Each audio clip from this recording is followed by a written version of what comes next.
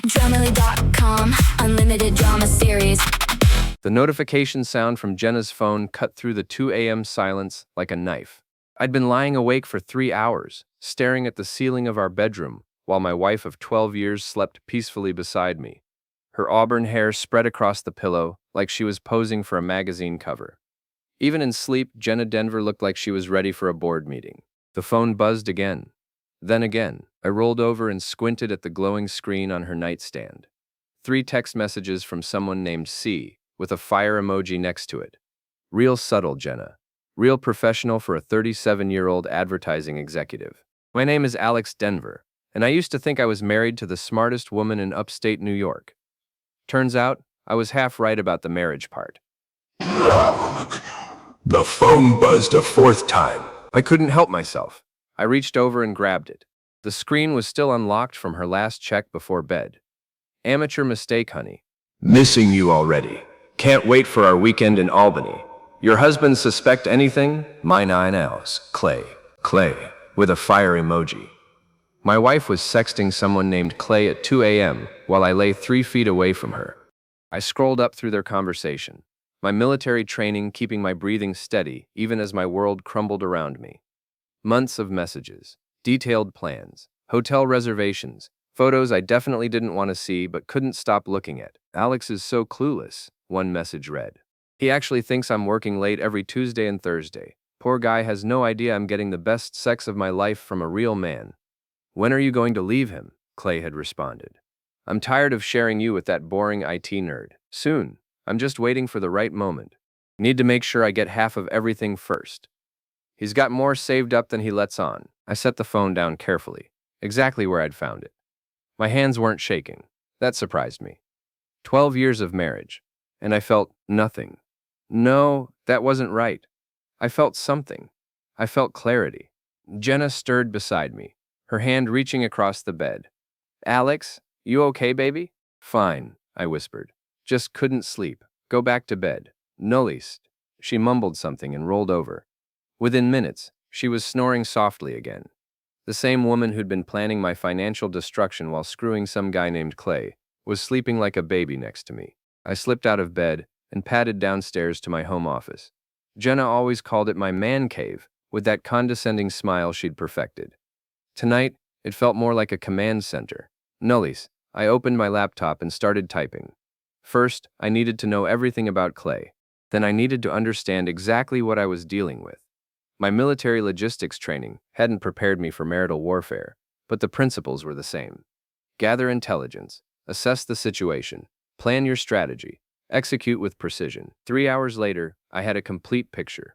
Clayton Hartford, 42, real estate developer, divorced twice, owned a penthouse downtown, drove a BMW M8, and apparently had enough charm to convince my wife to throw away 12 years of marriage. I also had copies of every text message, every photo, and every hotel receipt from Jenna's email account. She'd been sloppy with her digital security. Another amateur mistake. The sun was coming up when I heard her alarm go off upstairs. I closed my laptop and headed back to bed, slipping under the covers just as she was getting up. Morning, honey, she said, kissing my forehead. You're up early. Nothing. Couldn't sleep, I said. Big project at work. Nodded, already focused on her phone, probably checking for messages from Clay. I'll be late tonight. Big presentation for the Morrison account. Nah, of course you will, I said. She paused, looking at me with those green eyes that used to make my heart skip. What's that supposed to mean? Nothing, Jen. Just that you're always working late these days. She relaxed. You know how it is, climbing the corporate ladder. Someone has to pay for this house. Right. Someone had to pay for it. And someone had been paying for it for 12 years, while she planned her exit strategy with her boyfriend. Have a great day, honey, I said. She smiled and headed for the shower. I waited until I heard the water running, then picked up my phone and dialed a number I hadn't called in 2 years. Tom Briggs Investigations, a gravelly voice answered. Tom, it's Alex Denver. Alex? Jesus, man. How long has it been? How's married life treating you? Tom Briggs had been my sergeant in Afghanistan. Now he ran a private investigation firm here in Albany. We'd kept in touch after I got out of the army, but Jenna had never liked him, said he was rough around the edges for her social circle. That's actually why I'm calling, I said. I need your professional services. Divorce case? Something like that. How fast can you put together a complete background check and financial profile on someone? Depends on how deep you want me to dig and how much you're willing to pay. Money's no object, and I want you to go deep. Real deep. Give me a name. Clayton Hartford. Real estate developer, downtown Albany. Tom whistled low. Clay Hartford, that slick bastard? What's he done now? You know him? Know of him. He's got a reputation. Married money twice, divorced both wives after cleaning them out. Real piece of work. What's your interest in him? I listened to the shower still running upstairs. Let's just say our interests have become aligned. I can have everything you need by tomorrow morning. But Alex, if you're thinking about doing something stupid, I'm thinking about doing something smart, I said. For the first time in 12 years. After I hung up, I made coffee and sat at my kitchen table, looking out at the perfect suburban neighborhood Jenna had insisted we move to. The perfect house, the perfect lawn, the perfect life. All built on lies. My phone buzzed. A text from Jenna. Love you, baby. See you tonight. I typed back, love you too. But as I sent the message, I was already planning how to destroy her. Tom delivered the files at 7 a.m. sharp, just like the old days. I met him at Denny's on Route 9, far enough from our neighborhood that none of Jenna's friends would spot us. He slid a thick manila envelope across the table and grinned. Your boy Clay is quite the operator, Tom said, cutting into his pancakes. 3 businesses, 2 bankruptcies, and a pattern of dating married women. Real charmer. I flipped through the photographs and documents. Clay Hartford was everything I'd expected. Tall, tan, expensive suits, the kind of smile that belonged in a toothpaste commercial, the kind of man who probably called women sweetheart and thought it was charming. Here's the interesting part, Tom continued, pointing to a financial document. He's leveraged to the eyeballs. That penthouse, mortgaged 3 times over. The BMW, leased. The fancy suits, probably maxed out credit cards. Your wife's boyfriend is broke. So he's after her money, or yours, more likely. Jenna makes good money at the agency, but you're the one with the real assets. Military pension, that IT consulting business you run on the side, the house, the investments. You're worth more than she knows, aren't you? I nodded. I'd been careful about money, saving and investing while Jenna spent freely. She knew about our joint accounts, but not about the business accounts or the investment portfolio I'd built over the years. What's your play here, Alex? I closed the folder and met his eyes. I'm going to give her exactly what she wants. Which is freedom. Tom laughed. You always were a cold bastard when you put your mind to it. What do you need from me?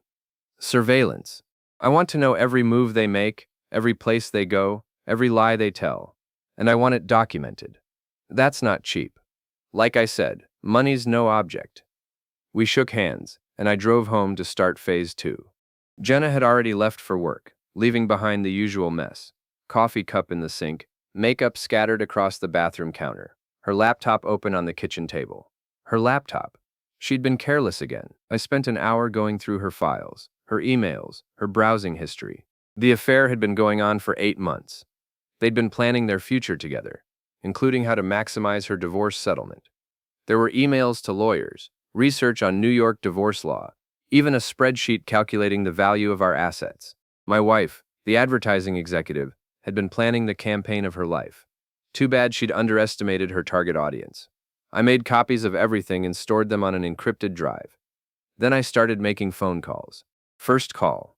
My boss at the IT firm where I worked as a project manager. Dave, it's Alex.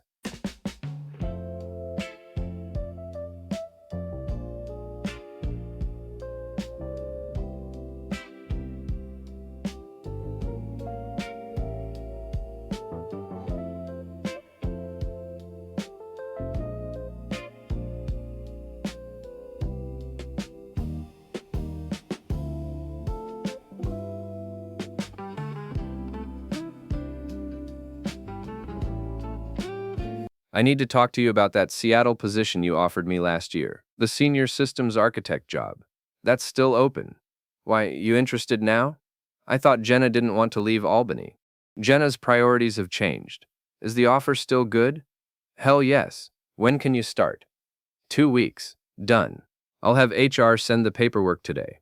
Second call, our real estate agent. Hi, Susan. Alex, Denver. I need you to prepare a market analysis on our house. We're thinking about selling. Really? But Jenna loves that house. She's always talking about the renovations she wants to do. Plans change. How fast could we close if we priced it right? In this market? With a house like yours? 30 days, maybe less. Perfect. I'll call you back. Third call, my lawyer. Bill, it's Alex, Denver. I need to see you today. It's urgent. What's the matter? I'm getting divorced. By the time Jenna came home that evening at 10:30 p.m., claiming she'd been working late on the Morrison account, I had set everything in motion. The job transfer was approved, the house was ready to list, and I'd opened new bank accounts in Seattle. How was your day, honey? She asked, kissing my cheek. She smelled like expensive cologne, not mine. Productive, I said. How was the presentation? Great. Morrison loved our campaign. We're celebrating tomorrow night. Another late night? Probably. You know how these client dinners go? I nodded. I'm sure Clay will be there. She froze. What? Clay Morrison, the client. He'll be at the dinner, right? Her relief was visible. Oh, yes, of course. Big client dinner. Well, have fun. She studied my face for a moment, looking for something. Are you okay, Alex? You've been acting strange lately. Just tired. Work's been stressful. Maybe we should take a vacation, get away somewhere nice. That's a great idea, I said. In fact, I've been thinking we both need a fresh start. She smiled. Really? Where were you thinking? I was thinking you should go wherever makes you happy, Jen. Life's too short to waste time on things that don't matter. She kissed me again. I love you, Alex. I know, I said. After she went to bed, I sat in my office and finalized my plans. Tom had already started surveillance. The house would go on the market Monday. The job transfer was official. And tomorrow, I would start the most important campaign of my life. Jenna wanted freedom. I was going to give her more freedom than she'd ever dreamed of. Friday evening, I followed them. Tom had given me Clay's address and his schedule. The penthouse was in one of those glass towers downtown that screamed, "Look at me," from 20 miles away. I parked across the street and waited. At 6:47 p.m., Jenna's silver Audi pulled into the parking garage. She was 47 minutes late to her own affair. Some things never change. I gave them an hour, then made my move. The building's security was a joke, expensive looking but poorly implemented. I'd learned a few things about electronic locks during my IT career. The service elevator took me to the 20th floor without anyone asking questions. I could hear them through the door. Jenna's laugh, the one she used to save for me. Clay's voice, smooth and confident. They were having wine on his balcony, probably admiring the view of the city they were planning to conquer together. I didn't knock. Instead, I placed a small device against the door, a gift from Tom's surveillance kit. It would record everything for the next 6 hours. Then I went home and waited. Saturday morning, Jenna was gone before I woke up. Yoga class with the girls, according to the note she'd left. Right, yoga with Clay, more likely. I spent the morning packing, not everything. I didn't want to tip her off yet, just the important stuff. Documents, photographs, personal items that mattered. Everything went into storage unit I'd rented across town. My phone rang at noon. Tom, you need to hear this, he said. We met at his office, a cramped space above a Chinese restaurant that smelled like soy sauce and disappointment. Tom played the recording from Clay's apartment. He has no idea, Jenna's voice came through clearly. Alex thinks I'm at yoga right now. When are you going to tell him? Clay asked. Soon. My lawyer says I should wait until after we close on the Morrison deal. That commission will be mine, not ours. What about the house? That's the tricky part. It's in both our names, but Alex put down most of the down payment. I need to be careful about how I handle this. Maybe we should make him want to leave. Jenna laughed. Alex, he'd never leave me. He's completely dependent on me. Has been since we got married. He thinks I'm the best thing that ever happened to him. Poor bastard. Don't feel sorry for him. He's had 12 good years. That's more than most people get. I stopped the recording. There's more, Tom said. About 6 hours of it. They spent a lot of time talking about your money. Play the rest later, I said. Right now, I need you to do something else. What? I want you to follow Clay. Learn his routine, his habits, his weaknesses. And I want to know about his business dealings. Everything. You planning something specific? I'm planning everything.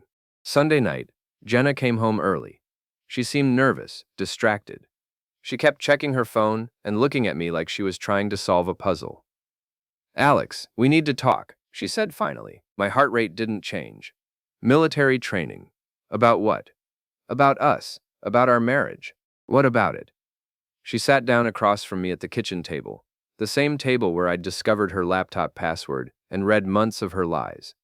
"I think we've grown apart," she said. "We want different things now."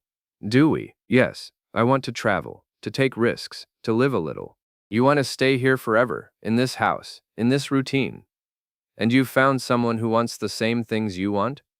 She went, He just gave me a massage. That's it! Remember, I won't be a cuckold! Watch more on Grammarly.com. pale. "What do you mean?" "Nothing. I just mean that people change. Sometimes they grow in different directions." She relaxed slightly. "Exactly. So you understand." "I understand perfectly. Maybe we should consider a trial separation, just to see how we feel." "That's not a bad idea," I said.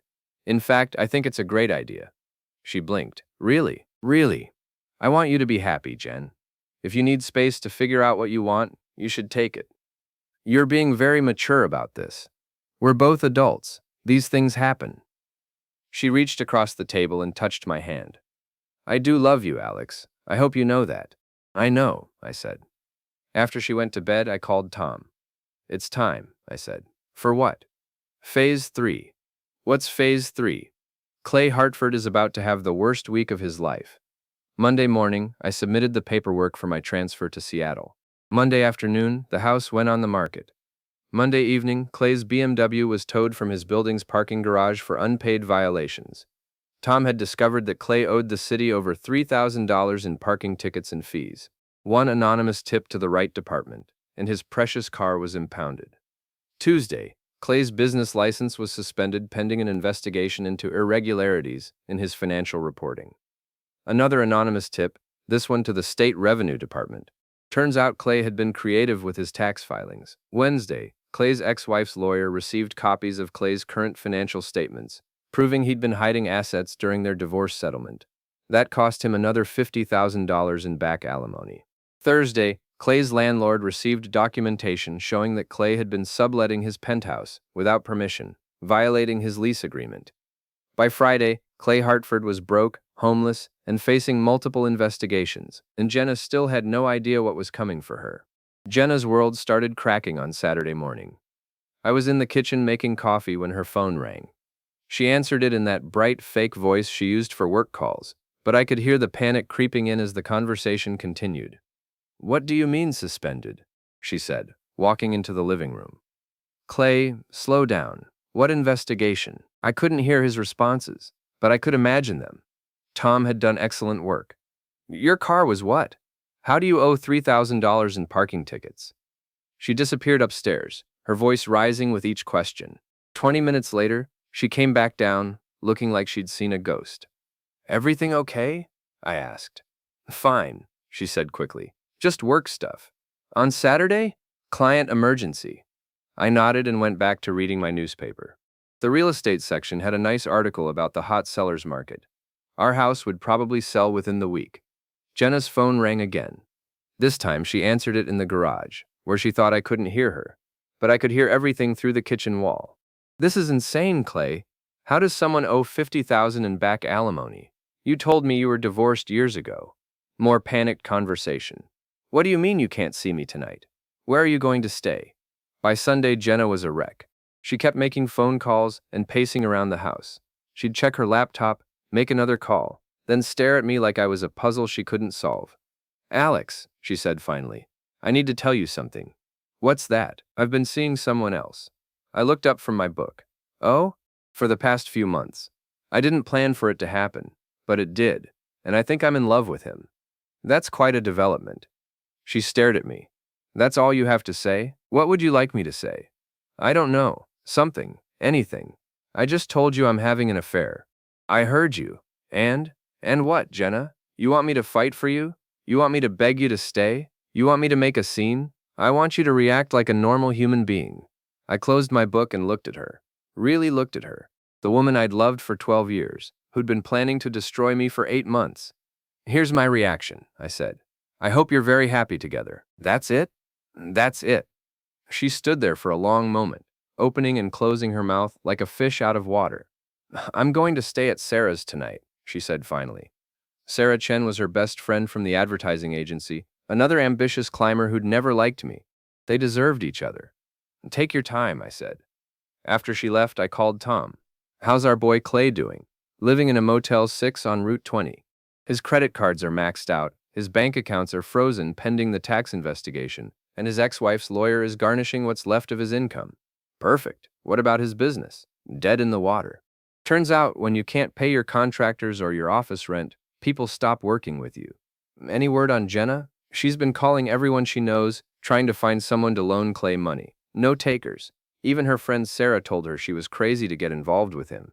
Monday morning brought the first showing for our house. By Monday afternoon, we had 3 offers, all above asking price. Monday evening, Jenna came home. We need to talk, she said. About what? About the house. I saw the real estate signs. What the hell, Alex? You said you wanted a fresh start. I'm giving you one. I never said I wanted to sell the house. You said you wanted space to figure things out. I thought you might want to do that somewhere else. This is my home. It's our home. And now it's sold. She stared at me. Sold? Already? We accepted an offer this afternoon. Cash deal, 30-day closing. You can't do this without my signature. Actually, I can. Check our mortgage agreement. Either party can initiate a sale as long as the proceeds are split equally. She grabbed the contract from my hands and read through it, her face getting redder with each page. Where am I supposed to live? I assumed you'd figured that out already. You've been planning this for months, haven't you? Planning what? The separation, the divorce, the new life with Clay. She went very still. How do you know about Clay? Lucky guess. Alex, I can explain. No need. You're adults. You made your choices. I'm just trying to make the transition as smooth as possible. What about you? Where are you going? Seattle. I got a promotion. Seattle. When? I start next month. She sat down heavily on the couch. This is all happening too fast. Is it? Because from where I'm sitting, it's been happening for 8 months. I'm just catching up. Her phone rang. She looked at the caller ID and declined it.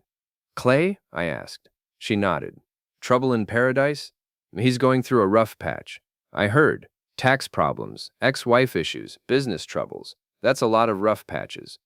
How do you know about his problems? Small town. People talk. She looked at me suspiciously. People talk about what? About Clay Hartford and his reputation. About the married women he dates. About the money he owes and the bridges he's burned. You've been checking up on him. I've been protecting myself. Which, as it turns out, was smart. Her phone rang again. This time she answered it. Clay, I can't talk right now. What do you mean evicted? Where are you? No, you can't stay here. Because my husband is here, that's why. She looked at me while she talked, her eyes pleading. I shook my head. I'll call you back, she said, hanging up. Let me guess, I said. He needs a place to stay. Just for a few days. No, Alex, please. He has nowhere else to go. That's not my problem. I thought you wanted me to be happy. I do, just not in my house. She started crying then. Real tears, not the manipulative kind she used when she wanted something. This wasn't supposed to happen like this, she sobbed. How was it supposed to happen? I don't know. I thought you'd fight for me. Why would I fight for someone who doesn't want to be here? Because you love me. I did love you. Past tense. She looked up at me through her tears. What happened to you, Alex? You used to be so what?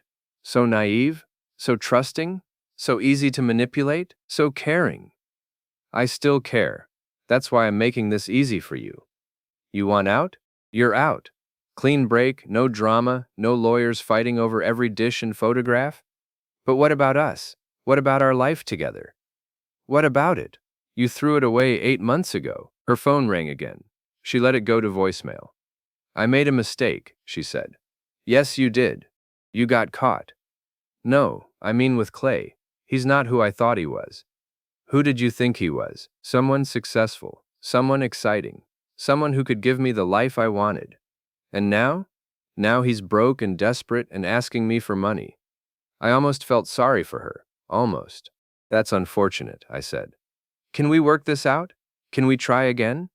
No. Why not? Because I don't want to. She stared at me like I was a stranger. Which, I suppose I was. The Alex she'd married would have taken her back. The Alex she'd been lying to for 8 months would have forgiven her. But that Alex was gone. I'm going to pack some things, she said finally. Take your time. While she was upstairs, I listened to her making phone calls. Calling Sarah, calling her sister, calling anyone who might take her in. The conversations were short and awkward. When she came back down with 2 suitcases, she looked defeated. Where will you go? I asked. Sarah's, for now. And Clay? I don't know. That's his problem. Smart choice. She paused at the door. Alex? Yeah? I really did love you. I know, I said. That's what made this so easy. After she left, I poured myself a drink and called Tom. Phase 4? He asked. Phase 4. The Morrison account presentation was scheduled for Thursday at 2 p.m. I knew this because Jenna had been talking about it for weeks before her world fell apart. It was supposed to be her big moment, the presentation that would secure her promotion to senior partner. I also knew that Clay Hartford had been the one who'd introduced Jenna to the Morrison account. He'd been dating Mrs. Morrison before he'd started dating my wife. Another detail Tom had uncovered during his investigation. Wednesday evening, I made a phone call. Morrison Development, this is Patricia Morrison. Mrs. Morrison, this is Alex Denver. I believe you know my wife Jenna Denver from the Hartwell Agency. Oh yes, of course. Jenna's done wonderful work for us. How can I help you? I'm calling because I thought you should know about some irregularities in how your account has been handled. What kind of irregularities? The kind that involve conflicts of interest and personal relationships that weren't disclosed to your company.